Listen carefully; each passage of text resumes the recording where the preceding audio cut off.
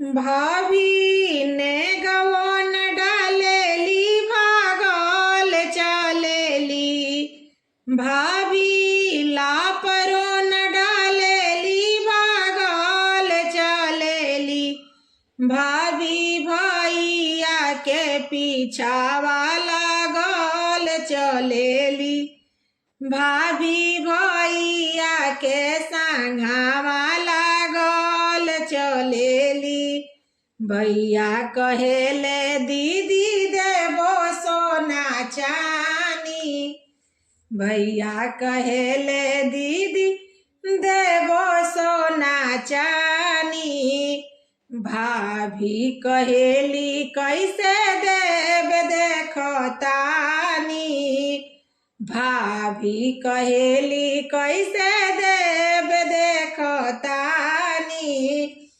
ऊ तो गोदरेज की चाबी कमर में रखेली। ऊ तो ट्रौली की चाबी कमर में रखेली।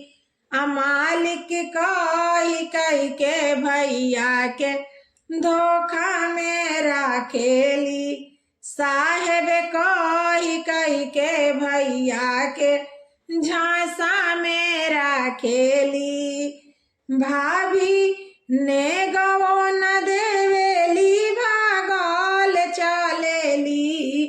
भाभी ने गवो न डालेली भागल चलेली। भाभी भैया के पीछावा लागल चलेली। भाभी भैया के संघावा लागल चलेली। भैया कहेले दीदी देबो तो के गाड़ी।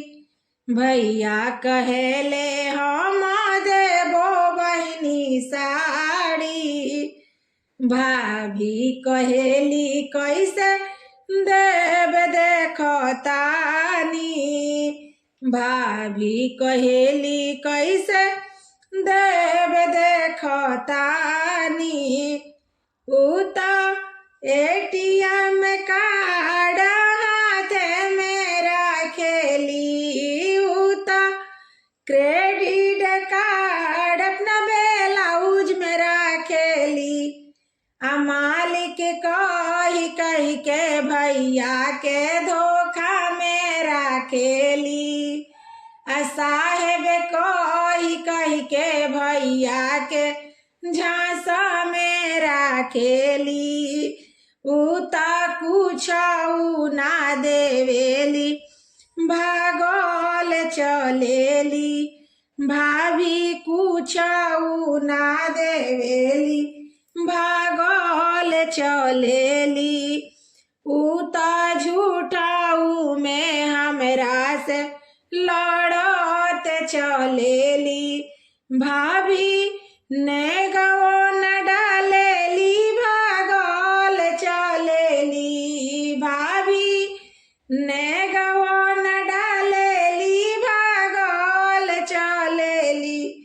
भाभी भैया के पीछावा लागल चलेली।